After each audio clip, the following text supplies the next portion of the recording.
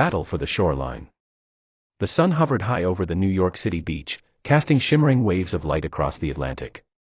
The normally bustling boardwalk was eerily still, dotted with abandoned umbrellas and overturned coolers.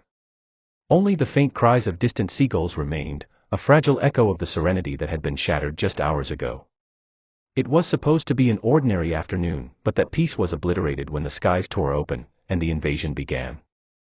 From the rent heavens came the alien swarm, massive, sinewy creatures with iridescent, chitinous armor that glinted like oil slicks. Their bulbous heads bristled with antennae, and their six-limbed frames, part humanoid, part insectoid, moved with alarming precision. They disembarked from hovering drop ships, unleashing a deafening shriek that heralded their assault. The beach turned into chaos within moments. Civilians screamed and scattered, many retreating into the nearby dunes or toward the city. But before the aliens could seize complete control, resistance came from an unexpected source. The counterattack. A unit of plasmoids, humanoid beings made of living plasma and encased in translucent exoskeletons, emerged from the shadows of the dunes. These intergalactic peacekeepers had been tracking the alien invaders, known as the Krivolons, for weeks. Armed with glowing, plasma-charged rifles, they fired sizzling bolts of energy that punched through Krivolon armor, sending the first wave of attackers reeling. The plasmoids fought valiantly but were soon outnumbered. The Krivolons regrouped, their sheer numbers threatening to overwhelm the alien defenders. As the plasmoids began to falter, a deafening roar echoed from the highway beyond the beach.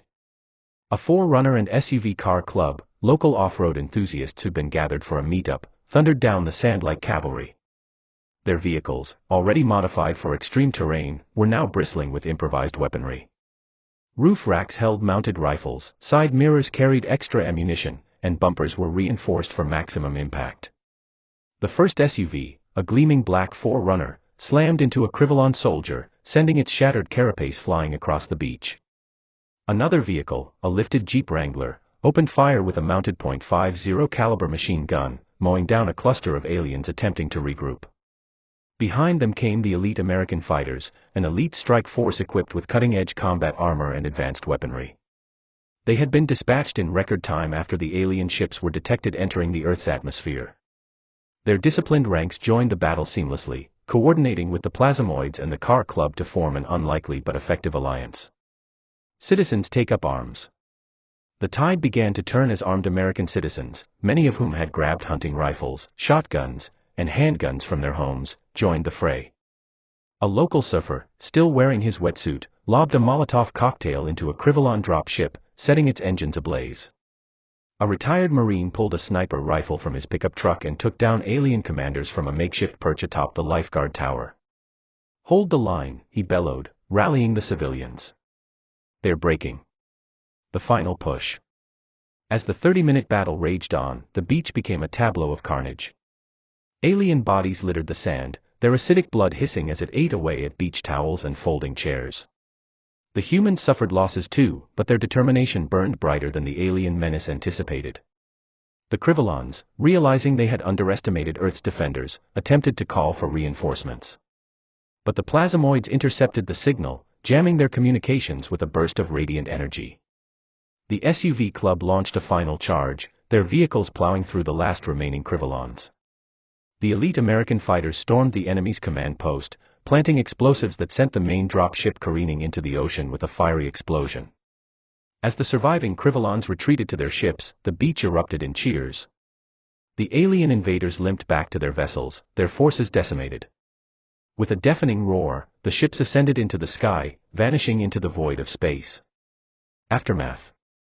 The battle-scarred beach was unrecognizable, but its defenders stood victorious. The plasmoids, though weary, thanked the humans for their bravery, promising to monitor the Krivolons should they ever return.